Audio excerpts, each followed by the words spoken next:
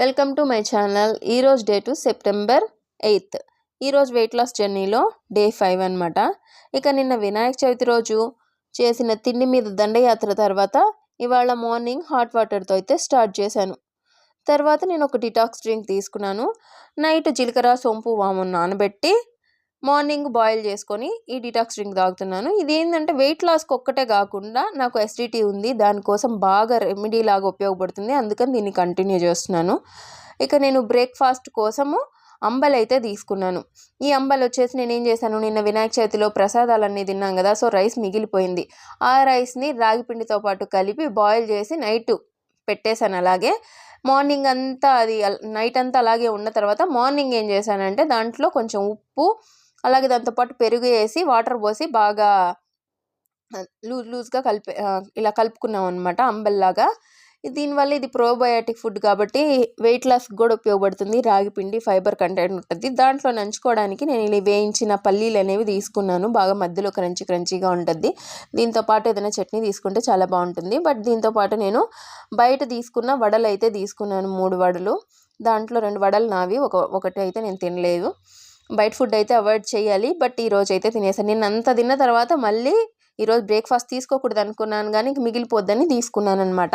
ఇక నా hair care కోసం కుంగుడుకాయలు, హెర్బల్ షాంపూ తయారు చేసి పెట్టుకుంటాను కదా, దానికోసం కుంగుడుకాయలు, మెంతులు, రోస్మెరీ ఆకులు, నిన్న పూజలో ఉపయోగించిన మందార పూలు, ఇవి ఫ్రెష్గా అయినా యూస్ చేయొచ్చు, డ్రైగా అయినా యూస్ చేయొచ్చు.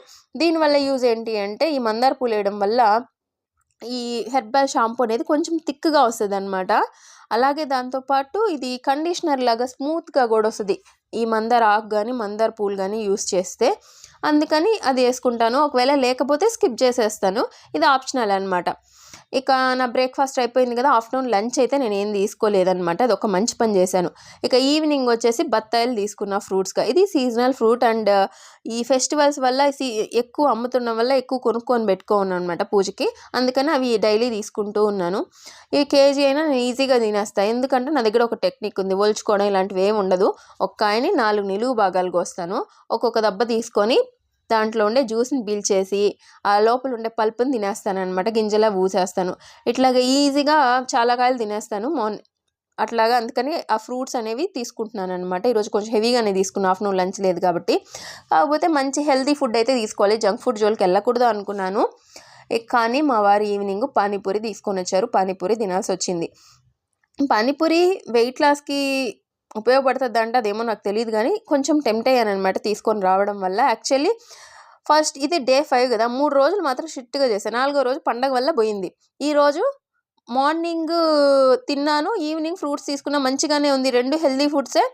బట్ ఈవినింగ్ పానీపూరి తినకుండా ఉండాల్సింది అదొక్కటి, ఇంకా ఫిజికల్ యాక్టివిటీ ఏం చేయలేదు. ఇలాగ నా బ్యాలెన్స్డ్ డైట్ని నేనైతే ఈ 2 రోజులు స్కిప్ చేశాను అనిపించింది. వెయిట్ అయితే గెయిన్ అవుతానేమో అనిపించింది, బట్ గెయిన్ అయినా కానీ నేనైతే స్టాప్ చేయదలుచుకోలేదు. ఎందుకంటే ఇట్లాగా నేను తప్పు చేసి ఆగిపోతే మళ్ళీ నా జర్నీ అనేది కంటిన్యూ కాదు. నేను కంటిన్యూ చేయాలనుకుంటున్నాను. ఇన్ కేస్ మిస్టేక్ చేసినా కానీ దాన్ని రెక్టిఫై చేసుకొని ముందుకెళ్ళాలనుకుంటున్నాను. ఇలాగా డే 5 అయితే కంప్లీట్ చేశాను. రేపటి నుంచి మంచిగా చేయడానికి ట్రై చేస్తాను.